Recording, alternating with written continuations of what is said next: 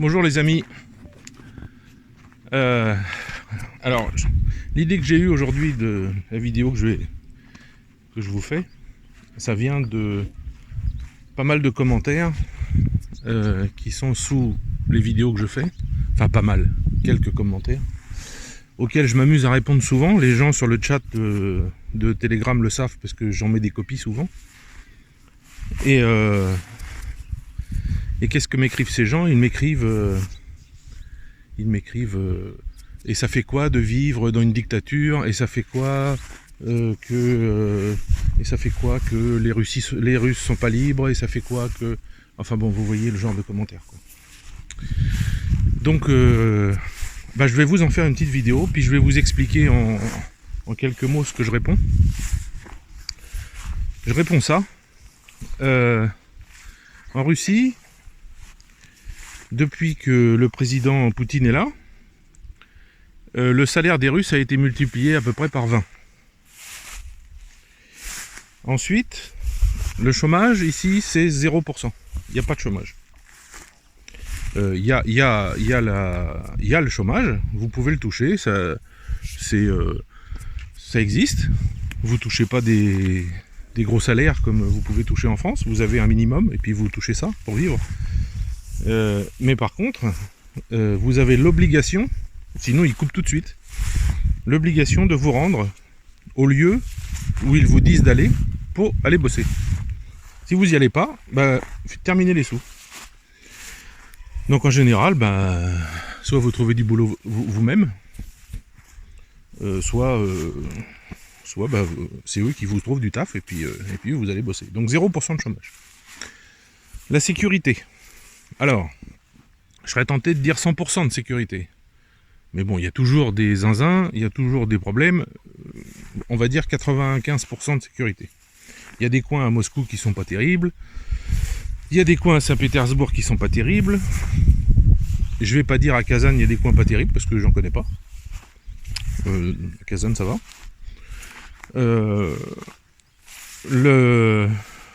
Donc 95% sécurité. Je ne ferme jamais ma maison, même en ville, je ne ferme jamais ma voiture. Je laisse mon téléphone dans ma voiture, des fois. Je laisse mon porte-monnaie sur le siège passager, des fois. J'oublie mon porte-monnaie à la caisse du supermarché. 2 jours après, je dis merde, il est où mon porte-monnaie? Alors j'essaye de me rappeler, ah oui, j'étais au supermarché. J'y retourne et qu'est-ce que je trouve à la caisse? Mon porte-monnaie avec l'argent dedans, les papiers, etc. Ensuite, qu'est-ce que je voulais vous dire aussi? En Russie, vous n'avez pas ça je peux vous en parler parce que c'est ce qu'on me demandait de faire quand j'étais flic. Vous n'avez pas la politique du chiffre, c'est-à-dire tout le système est fait, tout est fait autour d'un système où les policiers... Alors moi ce qui me rend triste, c'est que j'avais des collègues qui faisaient ça en pleurant leur prime de 400 € à la fin de l'année, juste pour 400 €. Mais si vous m'entendez les gars, arrêtez quoi. 400 € à la fin de l'année parce qu'ils faisaient un certain nombre de PV. Donc ils étaient bien notés. Moi, j'étais mal noté parce que je faisais pas de PV. J'arrêtais des dealers, j'arrêtais des machins, tout ça, mais on me disait que je n'avais pas assez d'activité parce que je faisais pas de PV. Et pourquoi je faisais pas de PV? Parce que quelqu'un qui grillait un feu, je l'arrêtais, je lui demandais, vous savez pourquoi je vous arrête? S'il me disait, bah oui, j'ai grillé le feu parce que, et il repartait. S'il me disait, ah non, je sais pas, là, lui, il prenait un PV. Parce que moi, je l'avais bien vu griller le feu. Et c'était évident. Et je n'arrêtais pas les gens qui grillaient le feu rouge au bout d'une demi-seconde. C'était 3, 4, 5 secondes. Bon, bref. Donc ici, vous avez les limitations de vitesse, par exemple à 80 km/h. Tous les radars, les policiers avec les pistolets, là, les radars à main, etc. Il n'y en a pas beaucoup, mais quand il y en a, ils prennent toujours 20 km/h au-dessus. Donc vous êtes bien plus libre de gérer votre vitesse. Vous savez que c'est 80, vous roulez. Vous n'êtes pas les yeux sur le compteur. Vous roulez à 80, 90, 95. Bon. Et vous ne vous faites pas allumer. Et en plus, quand vous vous faites allumer, ça vous coûte 500 roubles, c'est-à-dire 5 €. Et voilà, et c'est pas la catastrophe. Ensuite, la propreté. Donc comme vous avez pu voir sur beaucoup de mes vidéos, tout est propre. Le fait qu'on ait cette météo avec l'hiver, avec l'été très chaud, avec tout ça, ça apporte beaucoup de poussière. Bon, je vous mets le soleil dans les yeux, tant pis. Hein. Donc ça apporte beaucoup de poussière. Et en fait, certains Russes, ils sont pas parfaits, ont une mauvaise habitude, c'est-à-dire que quand ils finissent un paquet de cigarettes, une bouteille, n'importe quoi, ils la jettent par terre. Et il y a certains Russes, et même beaucoup de Russes, qui s'organisent tous les ans au printemps, par exemple à la fonte des neiges, ou l'été, et qui, avec des sacs poubelles, ramassent toutes les ordures qu'ils trouvent dans la forêt, en ville. Voilà, c'est les gens qui font, parce qu'ils veulent une ville propre. Ils sont pas à dire mais qu'est-ce que fait la mairie? Alors il y en a qui le disent, oui, mais qu'est-ce que fait la mairie? Ils font rien. Non, ils se prennent en main, ils se mettent à plusieurs, ils nettoient leur quartier. Et leur quartier est propre. Et par contre, si quelqu'un balance un truc par terre et que ces personnes qui ont nettoyé le voient, alors lui, il est mort. Lui. Il se fait éclater. Il a intérêt à ramasser son truc. Voilà. Ensuite, le coût de la vie. Rien n'est cher. Donc j'ai beaucoup de gens qui me disent oui, mais par rapport au pouvoir d'achat, etc. Non, il n'y a pas d'histoire de pouvoir d'achat. En France, quelqu'un qui gagne 1500 € par mois, il va en avoir, je dis environ, hein, pour 1000 € de gaz, d'électricité, d'impôts, de taxes, de TVA, de tout ça. Bah, TVA, oui, ça c'est autre chose. Bon, il va payer à peu près ça. Il va lui rester 500 € pour vivre. Et avec ces 500 €, il va falloir qu'il paye son essence à 2 €, il va falloir qu'il achète des trucs, la bouffe qui coûte de plus en plus cher. Un caddie, moi quand j'étais jeune, un caddie c'était 100 francs. Vous imaginez ? 10 € quoi. Donc, bon, voilà. Ici, un Russe, il va avoir, allez, un bon salaire, à peu près un bon salaire. Il va avoir 500 € par mois de salaire. Il va payer 100 € de charges, de taxes. Il n'y a presque pas d'impôts de tout ça. Donc il va lui rester 400 € lui. 100 € de moins. Mais par contre, bah, l'essence, il va la payer 50 centimes. La bouffe, ça coûte pas grand chose. Alors la bouffe russe, hein. Moi j'ai fait une vidéo avec des trucs, de la nourriture, mais c'était pour une fête. C'était moi, j'avais un peu plus de salaire, etc. En temps normal, ils achètent gritchka, du poulet, machin, bon, des trucs pas trop chers, ça leur revient à 20 € par semaine, quoi. Donc un Russe peut se permettre de, quand il y a un problème à sa maison, bah, il a mis de l'argent de côté et puis il peut se permettre de faire des réparations. Faites-le en France, vous allez voir les réparations, combien ça va vous coûter. J'ai un mur à refaire sur ma maison. J'avais acheté les poutres en 10 sur 10. Elles font 6 mètres de long, je crois. Il y en a 11 à changer. Parce qu'il y a un mur qui est pourri. Et ben les gens qui vont venir me faire ça, ça va me coûter 200 € de main d'œuvre. Voilà, c'est tout. Voilà. Et pas 3 ou 4 000. Vous voyez une autre différence. Décidément, elle va être longue cette vidéo. Qu'est-ce que je voulais vous dire aussi? Les lois. Alors, contrairement à tout ce qu'on vous dit, on n'est pas dans une dictature. On dit ce qu'on veut. Il y a des médias alternatifs qui sont contre le pouvoir, qui ont le droit de parler sans problème. On vous présente par exemple Navalny comme l'opposant numéro 1, etc. Mais avant de croire tout ce qu'on vous dit, s'il vous plaît, allez sur internet, cherchez ce qu'il a fait. Vraiment. Et ce qu'il proposait quand il faisait de la politique il y a 15 ans. Il proposait d'exterminer tous les Ouzbeks, les Tadjiks, tout ça. Il voulait les exterminer, vous vous rendez compte? Et puis il est en prison parce qu'il a volé beaucoup d'argent à Yves Rocher, voilà. Voilà, donc, désolé, il peut être opposant s'il veut, mais Je pense que être opposant, c'est une sorte d'excuse pour essayer d'amadouer, mais ça n'a pas marché. Ensuite, la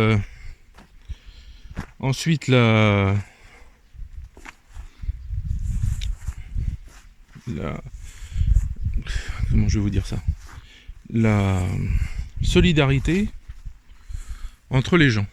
Alors, ça, je sais qu'on va me dire, à Moscou, à Saint-Pétersbourg, c'est pas comme ça. Même à Kazan. Oui, non, c'est pas comme ça, parce que c'est des grandes villes.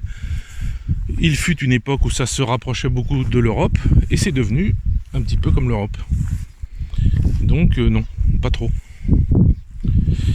Par contre, dans les petites villes, dans les villages, tout ça, je suis désolé, mais il n'y a pas mieux. La solidarité ici, elle est énorme. Vous avez besoin d'aide, ils viennent vous aider. Ils ont besoin d'aide, vous allez les aider, même financièrement. Comme j'ai déjà expliqué, mon beau-frère a reçu un arbre sur le toit de sa maison, toute la rue s'y est mise. Tous les gens ont donné des sous, enfin ont prêté des sous, ils ont rendu un prêt. Mais tout de suite, les travaux ont été faits, il a récupéré le toit de sa maison une journée. Il y a des gens, les Russes, contrairement à moi par exemple, qui ne suis pas bricoleur trop, ils apprennent dès l'enfance le bricolage, les moteurs, les machins, tout ça. Leur père apprend tout ça. Et du coup, dans les voisins, il y a un qui était charpentier, qui savait travailler le bois, qui a coupé les poutres pour le toit, l'autre qui a posé les plaques en métal, parce qu'en Russie, c'est pas des tuiles, c'est des plaques en métal, à cause du froid, à cause de tout ça. Et en fait, voilà, en une journée, c'était fait. Son toit était réparé. Quoi d'autre?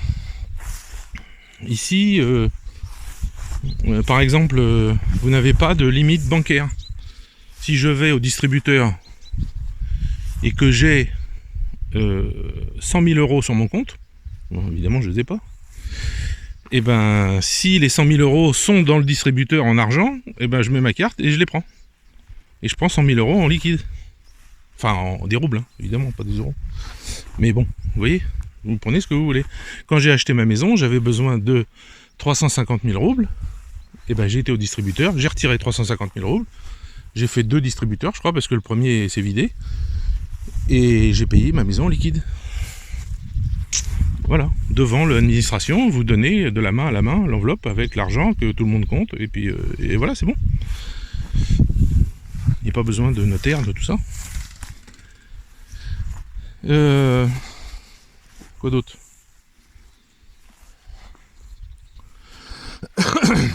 Ah, il y a un truc qu'on fait pas en France. Enfin, moi, j'ai jamais fait. Je sais pas si vous le faites vous. C'est les jubilés. C'est-à-dire tous les 5 ans de votre anniversaire, donc 10, 15, 20, 25, 30, 50, 50, 70, 75, etc. C'est le jubilé. Donc en général, comment font les gens? Soit ils font à la maison, mais la dernière fois que je l'ai fait, vous l'avez vu sur la vidéo que j'avais fait avec mon copain, c'est fait au restaurant. Et chaque personne vient avec, pas un cadeau, ils se prennent pas la tête à chercher des cadeaux, mais avec une enveloppe avec de l'argent. Moi j'avais donné par exemple 5000 roubles. Et à la fin, ça rembourse le restaurant, l'argent qu'il a reçu, et il lui reste de l'argent pour s'acheter quelque chose qu'il a envie. Voilà. Donc voilà, donc tout ça c'est ce que je dis souvent aux gens, que je réponds à ceux qui disent qu'ici c'est une dictature. Il y a des élections, il y avait des élections il n'y a pas longtemps, j'ai vu, les gens ils ont été votés, et désolé, ils votent tous pour le même parti. Je suis désolé, c'est le parti qui fait des choses pour eux. Voilà, c'est clair. Quoi? Qu'est-ce qui se passe? Qu'est-ce qui se passe? Voilà. Donc voilà. Alors maintenant,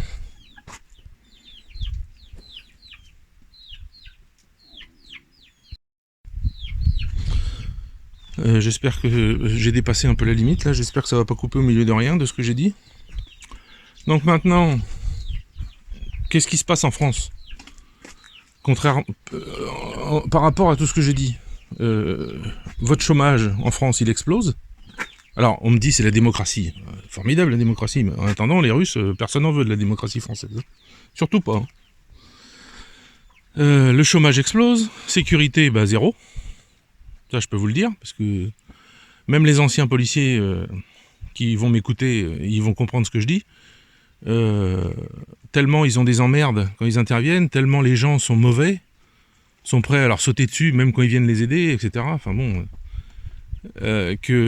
maintenant, quand il y a des trucs, ils vont à 50, parce qu'en ville, il y a les radars. Donc, ils n'ont pas envie d'être emmerdés, à être obligés de faire des rapports, parce que... Enfin bon, ça c'est chacun voit midi à sa porte, il y en a qui le font, mais bon, c'est un peu... ça a beaucoup changé. Donc, sécurité... en France, les juges vous disent... mais monsieur, vous êtes défendu, vous avez fait je sais pas quoi à la racaille qui vous attaquait. Manque de bol, vous lui avez démonté la tête. Non, c'est pas bien, il faut appeler la police. Ben oui, mais désolé, mais la police... moi j'ai vu il y a quelques temps, quand j'étais retourné en France, j'avais été voir mes collègues. Je me souviens qu'à Villeneuve-la-Garenne, où c'est assez chaud quand même, de nuit, la patrouille, c'était le chauffeur, c'était un stagiaire qui avait 1 an de police, et le chef de bord, c'était un adjoint de sécurité qui connaissait rien. Voilà. Donc, qu'est-ce que vous voulez que la police vous protège, vous?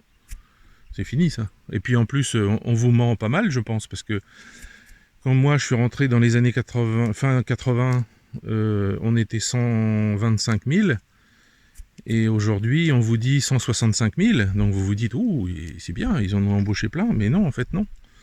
Ils ont débauché, pas remplacer les policiers titulaires, donc ils doivent être, bon, je vais peut-être exagérer, j'en sais rien, ils doivent être 65 000 maintenant, et il y a 100 000 adjoints de sécurité qui sont formés en 4 semaines, qui sont payés au SMIC, et puis qui n'ont presque aucun pouvoir, quoi. Je crois qu'ils peuvent mettre des PV, je crois, mais bon, voilà, pour apporter de l'argent, quoi. Donc vous voyez, c'est pas du tout ce qu'on vous dit. On vous dit, il y a 165 000 policiers. Non, il n'y a pas 165 000 policiers. Non. Pour moi, les adjoints de sécurité, c'est pas des policiers, désolé. Ils n'ont pas les pouvoirs qu'un policier peut avoir. Ensuite, la propreté. Je vois bien, j'ai fait une vidéo sur la gare de ma ville. Là. Je vois bien ce que les gens ont écrit en dessous. Que chez eux, c'est pas comme ça, c'est dégueulasse. Il y a des tacs partout, c'est pas propre, c'est pas entretenu. Voilà.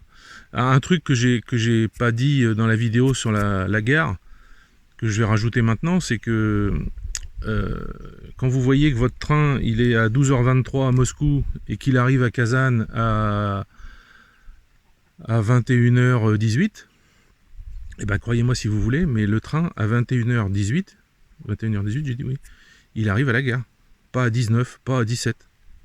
Et c'est toujours comme ça. Et si vous traversez la Russie, vous allez à Vladivostok, ça sera la même chose. Parce que c'est une organisation militaire, la RGD, la SNCF russe. C'est-à-dire que tout le monde a conscience de l'importance de son travail. Les gens qui y travaillent, c'est des professionnels, des grands professionnels, qui prennent à cœur le fait de ne pas être en retard. Mais tous, toute la ligne, tout le monde. Et donc, ça donne la fierté de ces gens et la fierté de la Russie aussi d'avoir un système ferroviaire excellent. Vraiment excellent. Sans compter que quand vous prenez le train, c'est bon, à part quelques fois, mais c'est rare, mais c'est des trains couchettes. Donc, moi, ce que je fais, si j'ai 5 heures de route ou 8 heures de route, je monte dans le train, je fais mon lit, parce qu'il y a des draps propres qui sont sous plastique, avec des têtes d'oreiller propres qui sont sous plastique, avec une serviette, si vous allez dans les toilettes à l'évier pour vous laver le visage, etc., par exemple, propre aussi. Vous faites votre lit, il y a une couverture aussi, et puis moi je me mets là-dedans et je dors jusqu'à l'arrivée. Voilà. Et ça me berce, quand il fait pas trop chaud. Enfin, quoi que ça a changé.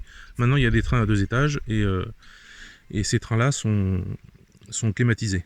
Donc c'est beaucoup mieux qu'avant. Avant, j'ai connu où il faisait, en plein hiver, il faisait 35 degrés dans le wagon. Et vous ne pouvez pas ouvrir les fenêtres, évidemment. Et la clim ne marchait pas. Donc il y avait la pauvre dame du wagon, parce que dans chaque wagon, vous avez une dame qui passait avec une serpillière avec de l'eau. Alors sur le coup, ça faisait du frais, mais 3 minutes après, ça faisait de la vapeur et vous aviez encore plus chaud. Bref. Donc en France, quoi? Donc là, voilà, le bazar, les impôts, que j'ai pas ici.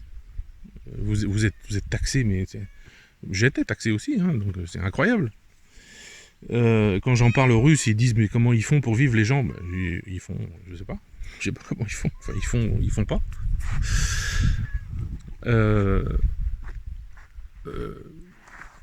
Le système général administratif est lourd en Russie, même très lourd, mais il n'est pas plus lourd qu'en France en fait. Il y a des règles à suivre, il faut les connaître. Alors voilà, une fois que vous les connaissez, bah, vous faites attention, mais tant que vous ne les connaissez pas, c'est un peu compliqué. Alors des règles comme par exemple, ça si j'en parle sur le chat assez souvent, si vous vous appelez Jean-Pierre par exemple, que vous demandez un visa ou pour rester plusieurs années en Russie, etc., et que vous écrivez Jean-Pierre sans le tiret, ou sans le point sur le i, ou je ne sais pas quoi sur votre prénom, et ben c'est refusé.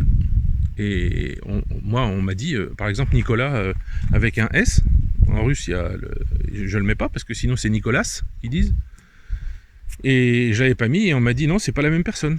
C'est tout, le nom, le prénom, la date de naissance, l'adresse, tout c'est les mêmes, mais là il y a un S, là il y en a pas, donc c'est pas la même personne.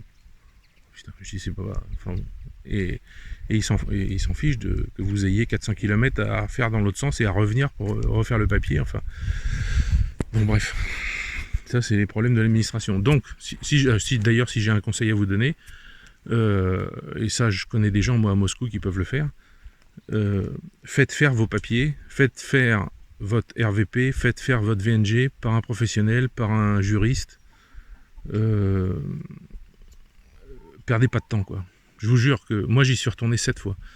Le père Basile y est retourné 20 fois. Chaque personne que je connais y est retourné je ne sais pas combien de fois.